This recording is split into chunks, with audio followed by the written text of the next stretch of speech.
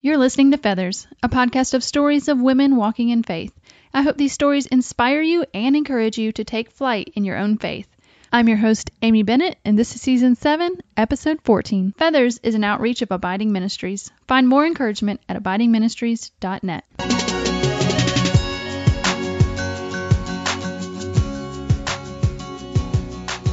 Well, hey friend, and welcome to Feathers this week. As always, I am so glad to have you join me for the next few minutes. You know, whether you were driving to work while you were listening, or you're on a run, or maybe even cooking dinner, whatever you were doing, I hope these next few minutes encourages you.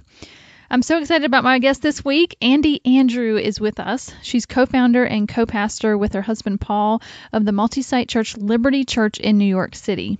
She's also the founder and author of a conference and book called She is Free.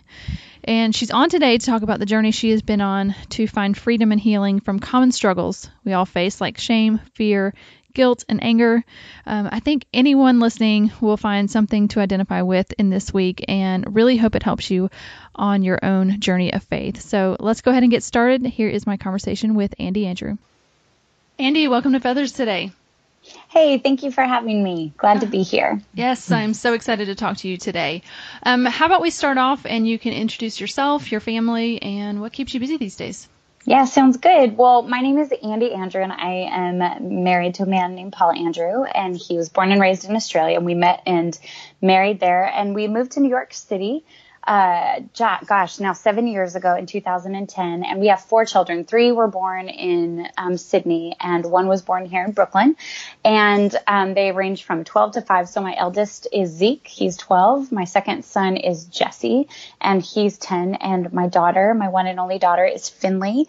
She's 9, and then a son, the one that was born here, Samuel. And so they are amazing. We pastor a church here. As I mentioned, that's why we actually moved here, and we planted a church. We started it ourselves, co-founded it together. It's called Liberty Church, and we've got 4 communities here in New York City. And we have got a community in Manzini, Swaziland, as well as one in St. Petersburg, Florida, that just launched. And we've got 2 more that are kind of like in their starting stages, one that's in San Francisco and one that is here also in Brooklyn. So it's really exciting. We are not bored. I mean, even today, before I jumped on this podcast, we were figuring out a few different things that we needed to work out with the church before Thanksgiving. And also I've founded a conference called She is Free. And we've had that going for 3 years now. And it's beautiful. It grows every year. Amazing gathering where women just come really to be equipped and activated to walk in freedom and bring freedom to their world. And so that's the main goal of that. And I've actually, I have just written my first book, and I'm actually writing the second one as we speak. I've got a deadline coming up. So like I said, not bored, a lot going on. And, that's where we're at right now. Yeah, that is enough. Yeah, that's plenty. That's enough. Yes. I feel like I need to send you a spa treatment or something just to get a little bit of rest. Wow. You know what? I will take it. I will definitely take it. No. Oh, that's so amazing. So New York City, I have to tell you, the first time I was in New York, I haven't been but a couple times. The first time I think it was in 2001, because it was right after 9/11, and it was during the holiday season. So I know that's a special time in the city. What is it like up there around this time? It is amazing. So we love it, and we go all out. We have every year. We enjoy the city that we live in. So it's beautiful, and Fifth Avenue and all of the shops, the windows are all done up. And a lot of times what we'll do, like this year on the 22nd, so right before Christmas, we'll go and see the Rockettes. And then we'll just go see the Rockefeller tree and go out to dinner and walk up and down Fifth Avenue and just enjoy the city and go into Central Park. And so we really do. We love it. It's beautiful here. And the holiday season is quite possibly our whole family's favorite. So we're enjoying it very much. Oh, very, very good. I have a daughter who's getting into theater now. No way. So yeah, she wants for me to take her to a Broadway show. Well, if you are up here, I've got friends that are in a lot of shows, people that go to our church that are in, we just had a guy who was in Hello, Dolly, and now he's the lead in 42nd Street, and they're trying to bring it here to New York, and another girl that's in another play that's in our church. So you let me know if you come up. I'll make sure to get you guys connected and hook you up. Oh, also Glinda in Wicked, she comes to our church as well. What? So Yeah. Is I mean, she on she the comes praise when team? she can. No, she's not. She has to rest her voice because she has 2 shows on Sunday. So she pops in when she can. They have such crazy busy lives, but it's pretty amazing. So yeah. My daughter is like peeking her head in and she's hearing me talk about it. She's like, oh my gosh, what is happening? Yeah. So So I'm you've going to got have to sure. share all of this when I get off. She's really big right now into the Newsies. We actually saw it when it came to Charlotte, and she just loves it. I don't think she appreciated it when we saw it, but then afterwards she was watching the, they have the recorded version on, Amazon or whatever it is. I think she's watched it like 26 times or something like that. Oh my gosh.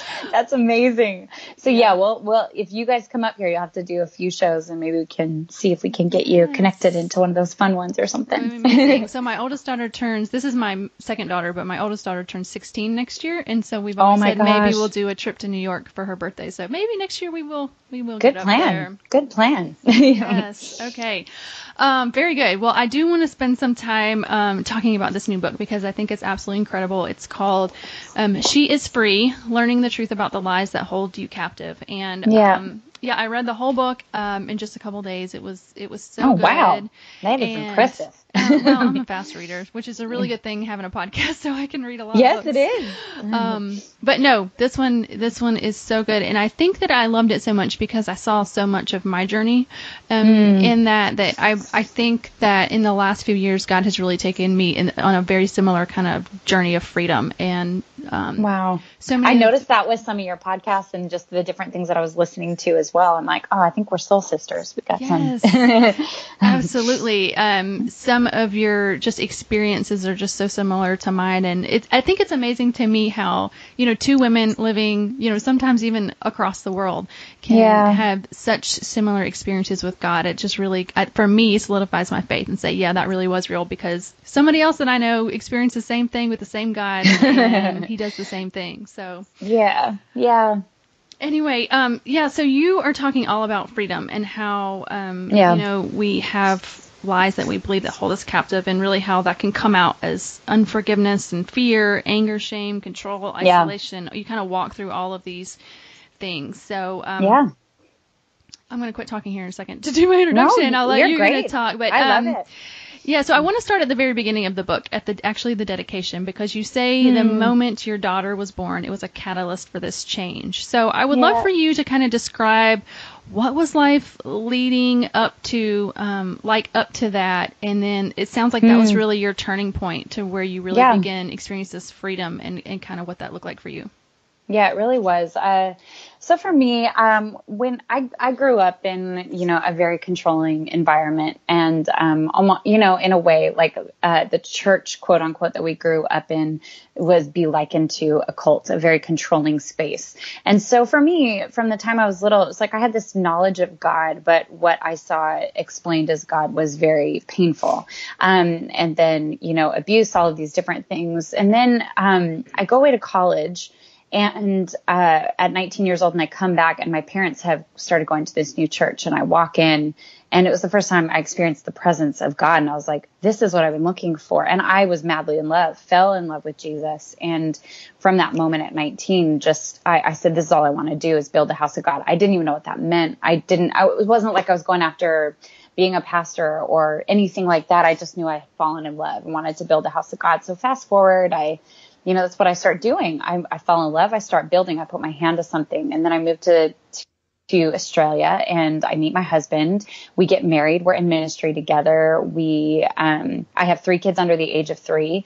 And then we walk through a bit of a painful experience together. And I think it was while I was pregnant with my 3rd daughter. I got shingles. I got sick. I was, the stress levels in my body were out of control. And what I didn't realize, if I rewind and look back, is that all of these years where I fell madly in love, but then I started performing and doing for the one that I fell in love with, which was Jesus.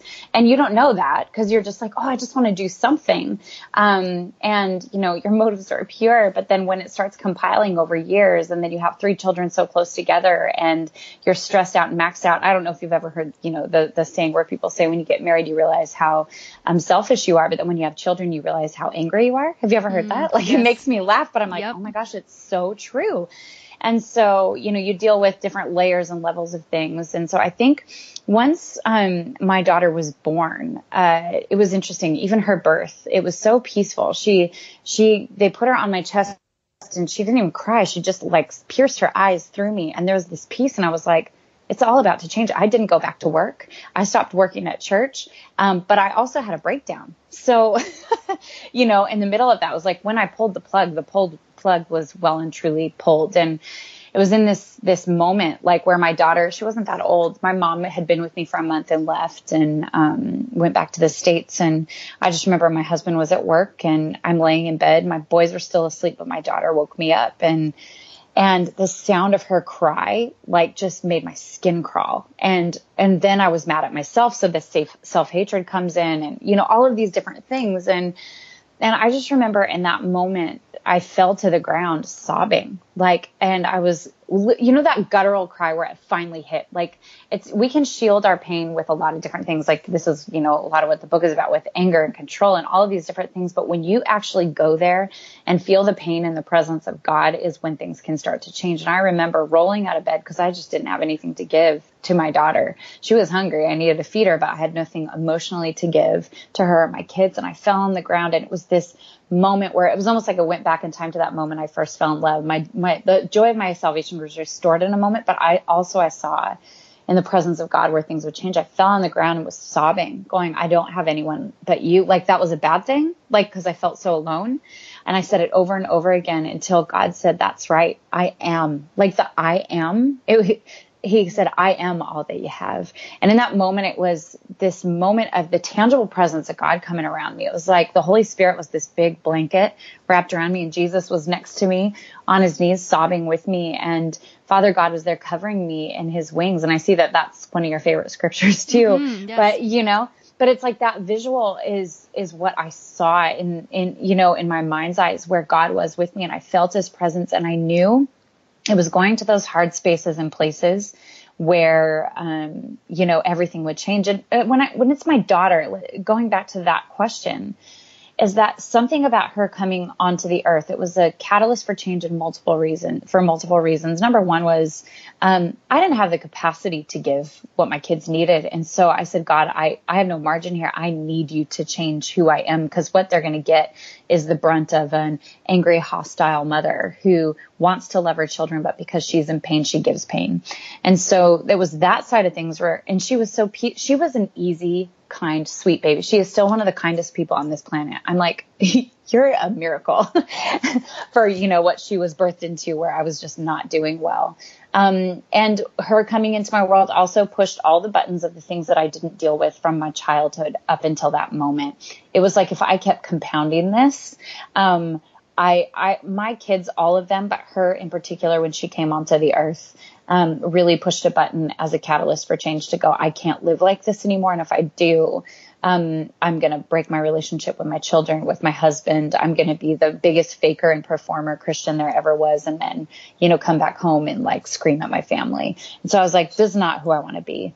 So I know that was like a long explanation to a very simple question, but that's why. And then I just watched this girl, and it's like she is a sign, a wonder, and a miracle of how pure and tender and kind-hearted she is, when I know what I was going through when she was first born. So, yeah. Yeah, I don't know what it is about. Maybe it's the third children and you're outnumbered with your husband or something, I think because so. That's what happened to me. You get the third one in there and you're like, wow, and it's just the exact same experience. It's like your buttons begin to get pushed, and it kind of begins to bring up all of this stuff. You're like, oh my goodness, how have I not been looking at this in the past? And it just really forces you to look at it. So in your experience, you talk about how pain, because you mentioned the pain of your childhood, and believing a lie is really at the root of our captivity. Can you talk about how you began to uncover that process, because it really wasn't like a one-time thing, right? It was definitely a journey you've been through. So what did that begin to look like? That's the funny thing is I'm still on the journey where you realize you've partnered with a lie that becomes your reality. And I think that's all you know. So, the enemy doesn't wait until you're older where he can fight fair. He fights unfair from the moment we're born and breathe, because he wants to make us believe that we're cut off from love when we're created in the image of God's love. He is love. We're created in his image.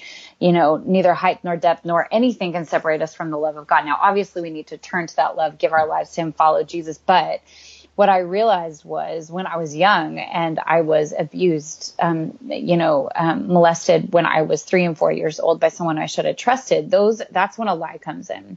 So, and when you're too young to be able to process that, when your brain is still forming, when healthy attachments are still forming, when you're that young, when the enemy comes in and whispers a lie, like you're not safe, you need to protect yourself, you can't trust men, although you should go after the attention of men because you know what I mean? Like, you don't know that you're hooking on to a lie.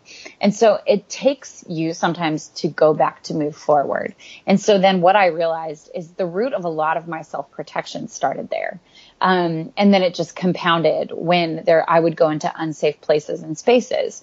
And that could be, for me at the time when I was younger, church was an unsafe place. And now I look back and go, well, that wasn't really a church, So you look at these places and spaces and you go, okay, well, no wonder you come into agreement with a lie. And so once you can uncover a lie that you believed, it's very powerful, because what you can do is stand before God and go, okay, I've been believing this lie. I want to hand this lie over to you, Father God. Can you please replace it with the truth? And it is amazing how the Father, the Son, and the Holy Spirit will just whisper truth to you, remind you of scripture that you've read and go, this is actually the truth. And then when you say, like, I have had to verbally break agreement with a lie and then come into agreement with the truth. And for me, as I continue to do that, even, like I said, to this day, that is the way that I am constantly finding freedom. And I even do that with my own children when they'll believe lies about themselves, is we'll break that off, because I'm like, man, if we can do this when they're young, they're going to be a force to be reckoned with as they get older and understand that they can continually partner with the truth. And so I love that you're doing that, because I don't know that I really feel like this is a whole in maybe Christianity as a whole. I don't know, but it's just really learning. I mean, these are practical things of how we, break agreement and really seek God in for this freedom. And I just think that's why I think your book is just so important, is that we talk about your experiences. And I just love what I've seen too, is the specific revelation that God will give when you seek him. Yeah.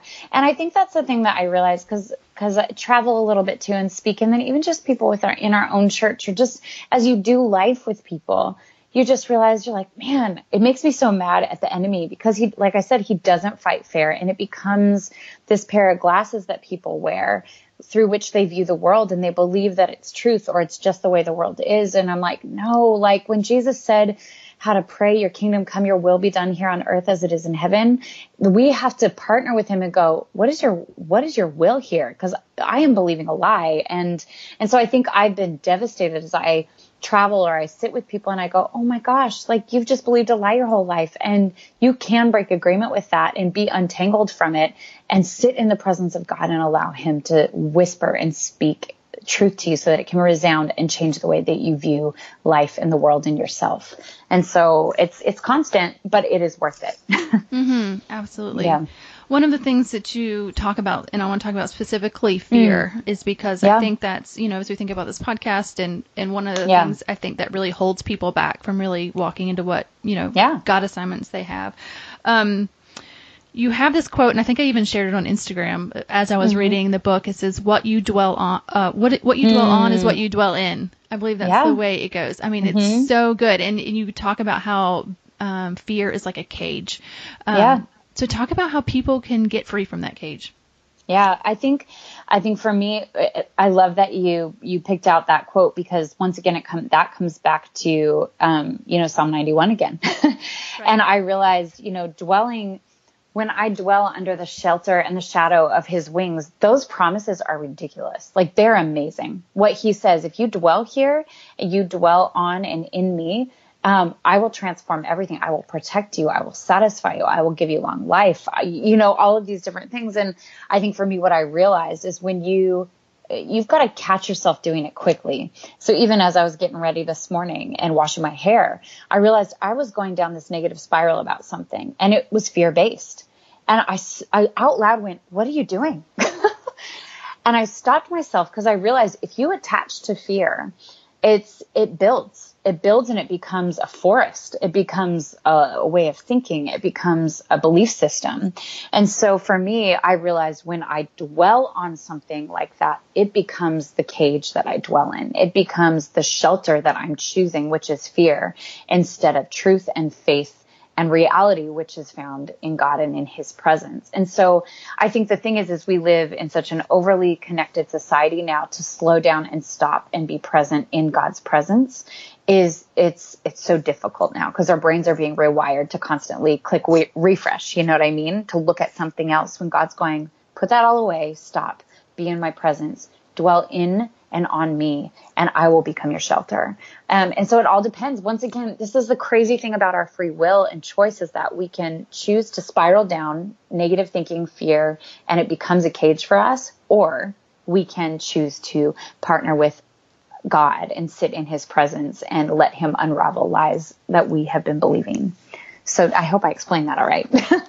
Yeah, that's good. I'm just shaking my head over here. Yes. And I think it really is about, and I think that was a turning point for me, is really beginning to get into God's presence and get into God's promises, and really taking that time to read them, to memorize them, to dwell on them. And that's where you really begin to be able to let go of the fear, because, he promises to be with you. And and the truth is, sometimes I need someone to pray with me. Sometimes I need to grab someone and just go, I'm not doing well right now. So sometimes it is alone. Other times it's actually confessing the fear. And then it just sounds ridiculous all of a sudden. And you can break agreement in multiple different ways. But it's constant practice. Yeah. That's so good.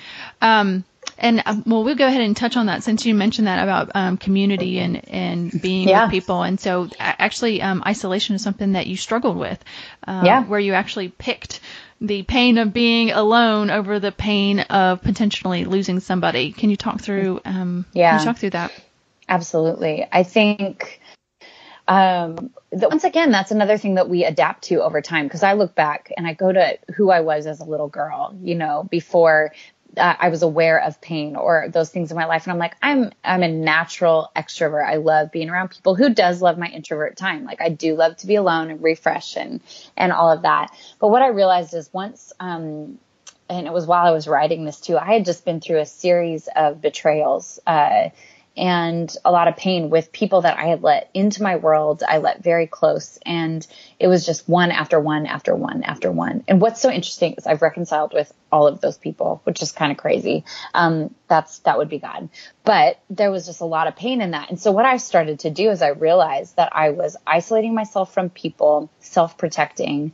And, you believe a lot of lies as a pastor. I've had people say to me, you can't be friends with anyone in your congregation. I was like, well, I don't see Jesus leading that way. And I know that it's messy, but Jesus was like, he was in it. He with 12, like all the time. They're up in his business. They had obnoxious conversations. He rebuked them. He had uncomfortable moments. I see Jesus doing community and being around people, but yet going and being refreshed and alone. But what I realized is that isolation had become a safety for me. It had become a safe place for me instead of being refreshed being in God's presence. Does that make sense? Sometimes we do need to be alone, but I had realized that I was not, I cut myself off from friendships. I was walking in shallow relationships, and I don't need a lot of relationships. I just need one or two good friendships. But I didn't even have that. And so I realized I was picking the pain of isolation.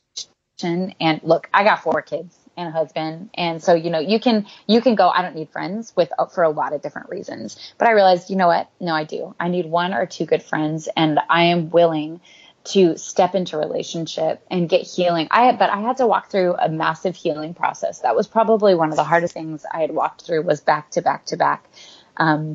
betrayal. And then I realized I don't want to become that pastor, that leader, that Christian, that believer, that follower of Jesus that doesn't do relationships with people, but is a total fake, but wants to give wisdom to everybody without actually walking it out with somebody. So I have to continue to choose that I could be heard again. I could, relationships are messy. And as long as we can be okay with that, we'll continue to cultivate them even when they're messy. So yes. Yeah. And I love that you said that you only need one or two. I think there's this thing, I don't know, maybe it's just me being on social media too much, but there's all these, like squad goals and like having your group of people. A squad sounds like too much. Right. Yeah. Like you need 8 or 9 people to be with all the time. And that seems, I don't know, like I think that seems fun when I'm looking at it, but like it's okay to just have even just one best friend that you can really open up to. Yeah. It really, that's an really introvert is. thing or one of our personalities or something. I don't know. I would say so. I'm like a 50-50 split, but friendship wise, I just need, I need a couple of close friends. That's really it. And I think, when we try to overdo it, that's when maybe we can get disillusioned sometimes. So, yeah. One more thing that I wanted to talk about in the area that you mentioned is really around your anger and control as a mom. And I think a lot of people relate to this. We've actually talked about it, I think, in a previous episode about how we can get so locked in sometimes, just wanting to control the things around us and getting so upset. I think one of the examples that you would give them is that how you would cleaned up your kids' toy room. And when they had moved one of your toys, you would straighten up how you would kind of lose that. I mean, I think in the other episode that we talked about was the example of the bathroom where, you go in and the clothes are in the floor and you're like, oh, I told you to pick up the clothes. And just over and over in this anger, this anger coming up and wanting to control, your environment and stuff. So how was that part of a journey of freedom for you? Yeah, I love that you put them together because really, like, they go hand in hand. And also it's attached to fear. Like, really, the root of most of the things we deal with are fear. Fear or pride keep us from moving forward often. So I think for me, what I realized once again is I can go back to when I was a kid and there was a moment where everything switched and I became very angry. And that was where I started to protect. And then the messier life got, control came in because the one thing I could control was my house and how it looked. So it could become a safe space. So control kept me safe. Schedules kept me safe. Not God. And so when I realized that I had partnered with anger to keep me safe, I had partnered with controlling environments and people to keep me safe, I fell to my knees. I was just like, and a lot of times, unfortunately, it happened in moments where I would look at my children when they were completely afraid of me because I had lost my mind and was screaming at them for playing with their toys that in a room that I had cleaned. And I was like, this is ridiculous. Is this what I want? Is that I'm going to have to send my kids to some form of counseling when I'm older? And I'm like, I'll pay for that because that was my fault. Sometimes I catch myself in the mirror at the look on my face and I'm like, oh, that is a terrible look they have to see. Me too. And I'm just like, wow. So I have had to learn the art of not just apologizing because I realized like I was saying sorry too much without changing. And then I was like, this is going to become damaging too. So I'm like, God, you are not my safe place here. You need to help me to learn how to have a little bit of mess in my house. Yes, I love a clean house, but also, God, I want to be able to have a little bit of mess. I want to be that mom that could care less about order just every once in a while. And then I want to clean it up. Right. Do you know what I mean? And so I think for me, it was a great unraveling. Once again, it was key moments, like I said, of seeing fear in my children's eyes and repenting and going, God, heal my heart here. Why am I controlling? And a lot of times it just came back to moments and feeling the pain with God and allowing him to heal me. Because what it is it's callous parts of our heart or hard parts of our heart that we are protecting because it hurts when someone touches it. And so we do it with different vices. And so it's allowing God to go, okay, help me get to the root of what this is. And so for you, for the listeners, all you really have to do is if you are furious, you know what? There's usually a reason. There's a reason why you're mad. And so and it's usually not the clothes on the floor or the pee on the toilet seat for the millionth time or your kid's not flushing the toilet. My Lord, why can they not flush it? Like, that? We've had to put signs up. I'm just like, I don't understand. And so but why does that infuriate me? And why do I allow it to make me mad? So ask that question and then go, God, is there anything that I need to break agreement with? Is there anything that I need to allow you to heal in my heart, so that anger is not my first response, but love is, and even laughter. Like we can start laughing at pee on the toilet seat or, whatever that is, and being like, all right, well, there you go. And then go get them and let them take responsibility for cleaning it up. I'm not cleaning up your stuff. So it just doesn't have to become this massive, massive thing. And I think it's constant once again, because we're in a big season right now. And, like I told you before we jumped on the podcast, my mother-in-law just passed away. And so as we all grieve that, I realized that I go numb, self-protect, and go into caretaker mode. But I actually have feelings around this that I'm going to have to deal with at some stage and walk that out. And otherwise, I'm going to start biting people's heads off. And and I don't want to do that. So if that makes sense, it's constant. It's constantly being aware. Yeah, it's good. Yeah. And it's good that you can recognize this is going to be kind of a trigger for me, that this is going to be a time I could stuff some feelings and let the pain fester, and it's going to come out in really nasty ways. Or I can make the space in my life to actually feel these feelings and process them. Exactly. Yep. Yeah. That's right. Mm-hmm. Okay. So I have to ask, I saw the Giffords, Lucas and Krista, in your acknowledgement. So, yes. So did you read Heart Made Whole? Oh my gosh. Yes, I did. It feels like a lot of this, I love it too. This feels like a lot of this was a lot of sort of the things that Krista teaches too. Yeah.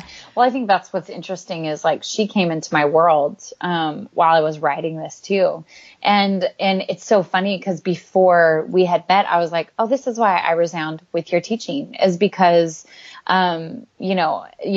everybody's on a journey and learning different things. But I realized there's such simplicity in just sitting in the presence of God, in reading his word and allowing him to speak truth to you. Like it actually is simple. Yet it gets so complicated. So yeah, they were good friends and have been good friends on the journey, and just would help me recognize things. It was almost like, those friends that just go, okay, what about this layer? And you're like, oh, that's another layer. That's definitely who they've been, throughout while I was writing this and everything too. So yeah. Yeah, so good. It's all so good. I think this is so important. These conversations are so important that really just open the eyes of people that might be listening, that they have no idea what we're talking about. Like, what? Your freedom and truth and lies and partnering and, this is something I think is a really important tool as believers. And I think this is really all about when God talks about our freedom. I think this is the spiritual freedom that he's talking about. Obviously freedom from our sin and our punishment from sin.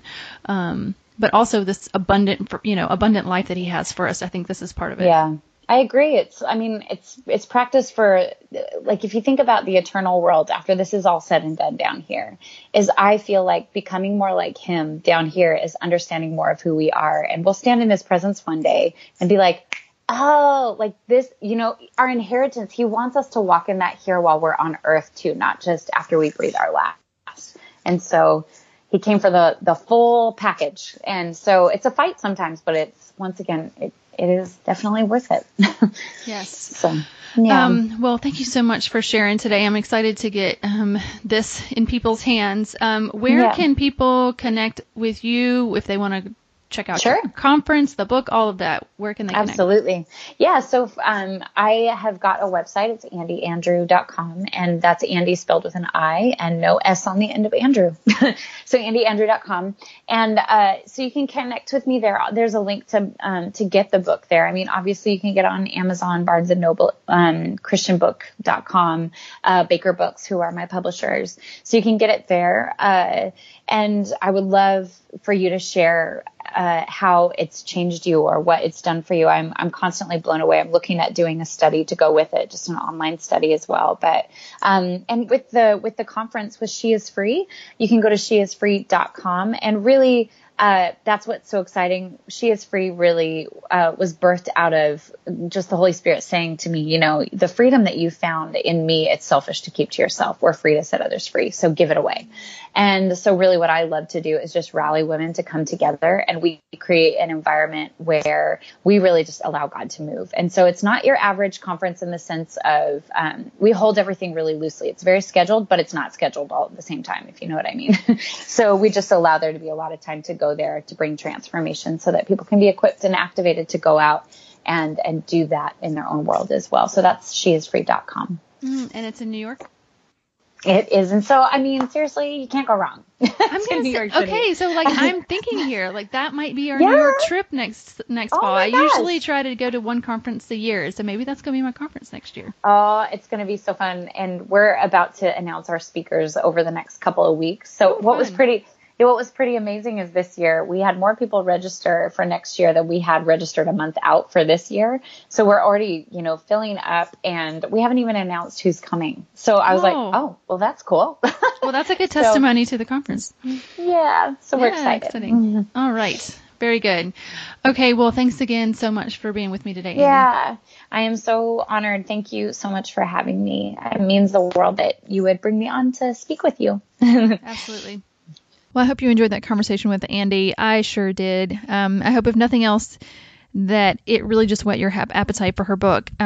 It's really incredible as she describes in detail the personal experiences she has had on her journey. And really, it's amazing to me how I can hear someone share their experience with God, and I'm like, wow, like that sounds so similar to mine. It just increases my faith so much to think that we are encountering the same God in some of the same ways. Not that we can put God in a box, and we can all experience God in different ways, but sometimes you kind of just recognize his handiwork. It's like recognizing a piece by a particular artist. You can just tell who did it just by their personal style and touch. I think that's what I see in Andi and her story, just similar ways God has moved in my own life and has spoken, and just hearing that just encourages me. And I think that she just has an amazing perspective in teaching about how we can get set free, and it really is my great desire for you listening to look more into this if you've never experienced it. God has so much freedom awaiting us, and once you experience it, you want to be as free as you possibly can. And if you need a good next step, I do highly recommend you check out her book, She is Free. And who knows, maybe a few of us will end up in New York City for her conference next fall. That would be so much fun. All right, guys, I want to remind you can follow us over on Instagram and Facebook at Abiding Ministries. And that is going to be it for this week, guys. We will see you next week.